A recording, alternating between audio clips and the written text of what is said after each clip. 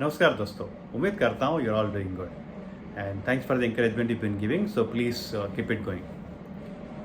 आज विष्णु की जो दशावतार है, जो वो क्या दर्शाता है, दशावतार जो ह्यूमन एवोल्यूशन और ह्यूमन स्पिरिचुअल एवोल्यूशन को भी दिखाता है, तो वो आज बताने की कोशिश करूँगा। उम्मीद करता हूँ you will like it. Vishnu का पहला अवतार था मत्स्य अवतार, जहाँ पे प्रलय हुआ और प्रलय होने के बाद वेदों को बचाने और वैवस्वत मनु को बचाने तो विष्णु ने मत्स्य अवतार लिया। दूसरा अवतार था कूर्मा अवतार, जहाँ पे देवताओं को बचाना था, तो वो आगे अमृत पिलाने।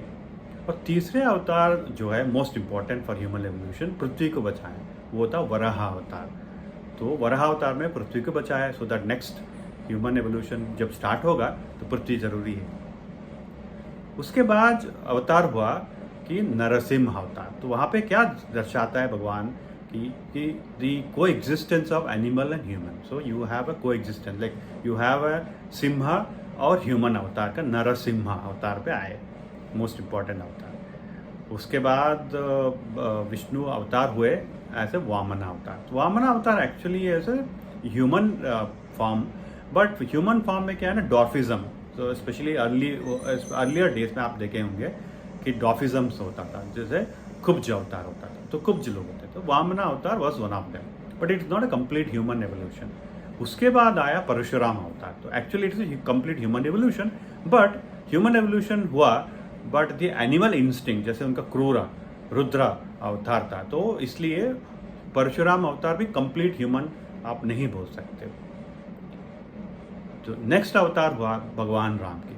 तो सबसे बेस्ट अवतार in terms of human, the complete human अवतार जो हुआ भगवान राम के अवतार में हुआ। तो भगवान राम के अवतार, actually that is why he is called as Purushottam. The best human portion of the Vishnu सहस्त्र, विष्णु का अवतार में कि भगवान राम का अवतार है। यहाँ से स्पिरिचुअल जर्नी भी चालू हुआ, जैसे धर्म में ह्यूमन को, धर्म में मनुष्य को धर्म की रीति में कैसे चलना चाहिए, वो दिखाने के लिए राम के अवतार हुआ। नेक्स्ट अवतार द कलियुग में, एक्चुअली ये अवतार इज द मोस्ट इम्पॉर्टेंट अवतार, जैसे कृष्णा अवतार। तो कृष्ण भगवान ने क्या किया कि भगवान ने हमें कर्म की रास्ता दिखाया और बोला कलियुग में आपको कर्म करना है, आपकी काम जो है वही करना है और वही करते रहो। तो that is the most important message he gave in Krishna avatar. The next अवतार हुआ बुद्धा अवतार, जहाँ पे शांति का बात किया और ज्ञानवर्धक का बात हुआ। सो जैसे भगवान बुद्ध के अवतार के बाद आने वाला है, वो है कल की अवतार, जहाँ पे प्रलय होगा और again the cycle starts. So from the Matsya avatar. Actually ये जो साइकिल होगा विष्णु का दश अवतार, ये रामायण में भी भगवान राम ने ये बताया था। जैसे भगवान राम की जो अवतार का अंतिम क्षण हो रहा था, तो हनुमान जी चिरंजीवी थे, तो वो तो रहेंगे, तो भगवान हनुमान जी छोड़ नहीं रहे थे। तो भगवान राम ने क्या किया, अपनी अंगूठी लेके नीचे डाल दिया और पाताल में चला गया वो। तो हनुमान उसको पीछे करते करते करते पाताल से चले गए। वहाँ पे जो नाग देवते थे उन वासुकी के पास चले गए और वासुकी ने पूछा, हनुमान जी आप इधर क्या कर रहे हो? तो हनुमान जी ने बोला, भगवान राम का जो राज अंगूठी है वो गिरा हुआ है, तो वो लेने आया हूँ। तो वहाँ पे क्या देखते हैं हनुमान जी, अंगूठी का पर्वत था, बहुत सारा पर्वत था।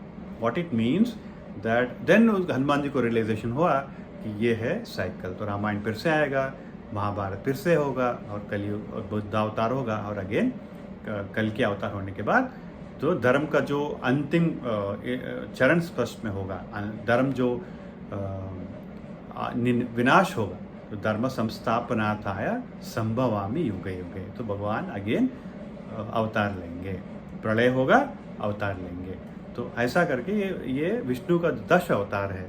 तो विष्णु का 10 अवतार ये दर्शाता है कि human evolution, spiritual evolution of the human. I sincerely hope that you appreciated this. As I was telling you, Kaliyug में Krishna is the most important deity for us. तो इसलिए तो भगवान कृष्ण की याद करते हैं। तो हरे कृष्ण। Thank you.